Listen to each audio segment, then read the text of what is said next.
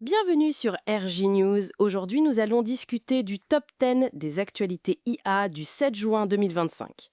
C'est vrai que ça bouge très très vite dans l'IA et l'IT.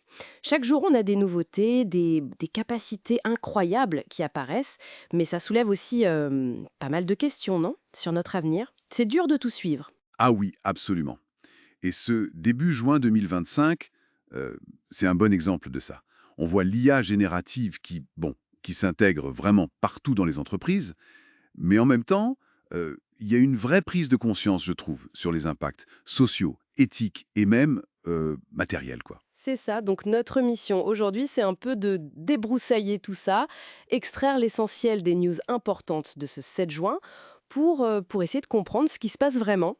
Alors on y va. Allons-y. On pourrait commencer par un sujet qui fait souvent parler, c'est l'emploi.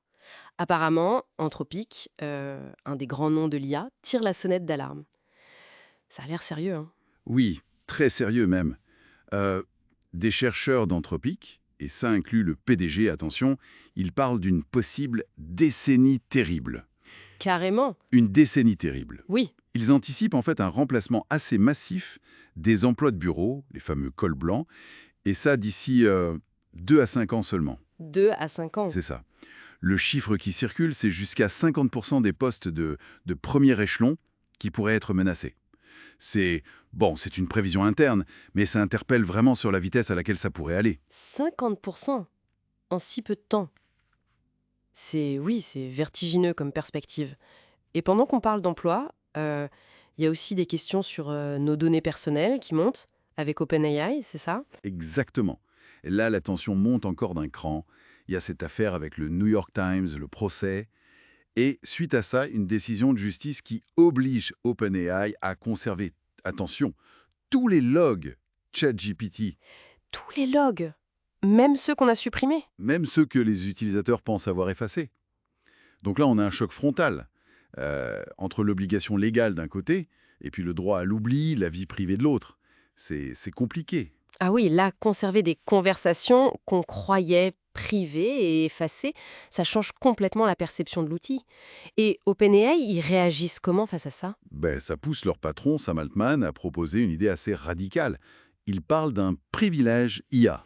Un privilège IA. Oui, une sans U de secret professionnel. Un peu comme entre un avocat et son client, mais appliqué aux échanges qu'on a avec une IA. L'idée derrière, c'est de protéger ces conversations pour que les gens continuent d'utiliser l'IA, franchement, sans crainte. Mais bon, Mais est-ce que c'est réaliste, légalement? c'est toute la question. La faisabilité légale, elle est très très incertaine pour l'instant. On voit bien la friction là. D'un côté, l'impact sur l'emploi qui inquiète, de l'autre, ces questions fondamentales sur la vie privée. Et pendant ce temps, les politiques essayent de mettre un cadre, Oui, aux États-Unis notamment. oui, ils essayent. Mais la manière est intéressante. Au Sénat américain, les républicains ont changé un peu leur fusil d'épaule. Au lieu d'interdire directement aux États de faire leur propre loi sur l'IA, Oui. ils proposent maintenant de lier l'accès aux fonds fédéraux pour le haut débit à l'absence de régulation locale sur l'IA. Ah, d'accord, c'est malin. C'est ça. En gros, si vous voulez l'argent pour déployer Internet sur votre territoire, alors ne touchez pas à la régulation de l'IA, laissez faire le fédéral. C'est une tentative de centraliser via l'argent. Ça rencontre d'ailleurs pas mal d'opposition des deux côtés. Stratégie intéressante, en effet. Donc on a ces grands débats, hein, emploi, vie privée, régulation, mais sur le terrain, l'adoption de l'IA, elle continue d'avancer à toute vitesse, j'imagine. Ah ça oui, indéniablement. Il y a une enquête de Forbes qui est sortie et qui est assez parlante. 77% des milliardaires interrogés 77%. utiliseraient déjà l'IA dans leurs affaires, dans leur business. C'est un signal Très fort. très fort. Ça montre qu'au plus haut niveau économique, l'IA, c'est plus juste un gadget ou une curiosité. C'est devenu un outil stratégique. C'est clair. Et d'ailleurs, Anthropic, la même entreprise qui alerte sur l'emploi, eh bien, ils lancent aussi CloudGov. C'est une version de leur IA spécifiquement conçue pour le gouvernement américain, la sécurité nationale. Ah oui. Capable de traiter des informations classifiées, optimisées pour la défense, le renseignement. Donc on voit bien, l'IA s'infiltre vraiment partout. Partout, même dans des domaines très techniques comme le code informatique ou la santé. Tout à fait. Côté développeur, Samsung annonce Klein. C'est un assistant de codage IA et il sera open source. L'objectif, c'est d'aider les développeurs à coder plus vite en utilisant le langage naturel, des commandes simples. Pratique. Et en santé? Alors là, c'est une initiative intéressante en Chine avec DeepSeek. Ils misent sur l'humain pour améliorer leur IA médicale. Ils font appel à des stagiaires qualifiés pour étiqueter très précisément des données médicales. Pourquoi faire exactement? Le but, c'est de rendre les outils d'aide au diagnostic par IA plus fiables, plus sûrs. Réduire les erreurs factuelles que les modèles peuvent faire, ce qui est évidemment crucial dans le domaine médical. Oui, on imagine bien l'importance. Donc l'IA se déploie des bureaux, aux hôpitaux, en passant par la défense, et la base matérielle, le hardware, ça suit. On entend souvent parler du besoin de puces plus performantes. Oui, la course au matériel bat son plein, c'est clair. Et l'Europe n'est pas en reste. Le Holst Centre, aux Pays-Bas, met en avant les progrès de sa spin-off Accelera AI. Il développe des chiplets AI. Des chiples Oui, c'est comme des petites briques de puces spécialisées, très performantes, qu'on peut assembler. C'est financé en partie par l'Europe. Ils explorent aussi les puces photoniques. photoniques, ok, basés sur la lumière. Exactement. Qui pourraient être plus rapides et surtout moins gourmandes en énergie. C'est vraiment clé pour l'autonomie technologique européenne, cette question du matériel. D'accord. Et pendant qu'on crée ces outils super puissants, est-ce qu'il y a aussi de nouvelles menaces qui apparaissent? Le FBI a lancé une alerte, c'est ça? Bad Box 2.0? Oui, c'est un peu le revers de la médaille, malheureusement. Badbox 2.0, c'est un botnet, en gros un réseau d'appareils piratés. Quels appareils? Il cible principalement les objets connectés, l'IoT. Surtout les appareils un peu bas de gamme, souvent fabriqués en Chine. Et il les utilise ensuite pour des activités criminelles. Comme quoi, par exemple? De la fraude en ligne ou pour masquer du trafic illégal. Le FBI estime que potentiellement plus d'1 million d'appareils pourraient être infectés.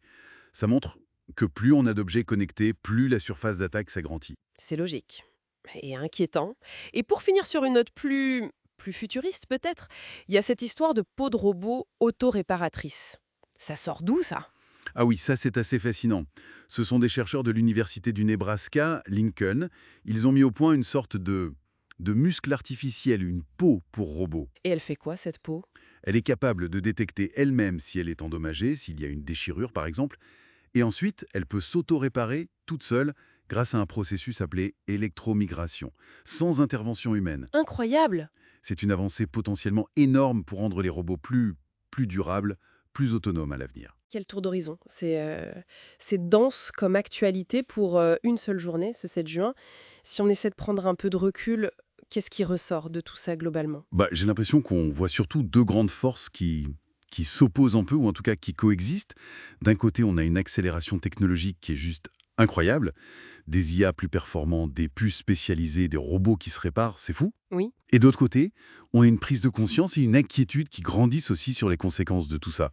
L'emploi, la vie privée, la sécurité, les biais dans les IA. Et au milieu de tout ça, il y a la société, des régulateurs qui essaient de suivre le rythme effréné. c'est une sorte de course folle en fait, entre la puissance des outils qu'on est en train de créer et notre capacité collective à les comprendre, à les encadrer et surtout à les utiliser à bon escient, pour le meilleur. C'est exactement ça. Et ça nous laisse finalement avec une question assez fondamentale qui dépasse l'actualité de ce jour précis. C'est comment est-ce qu'on peut aller au-delà de la simple adaptation?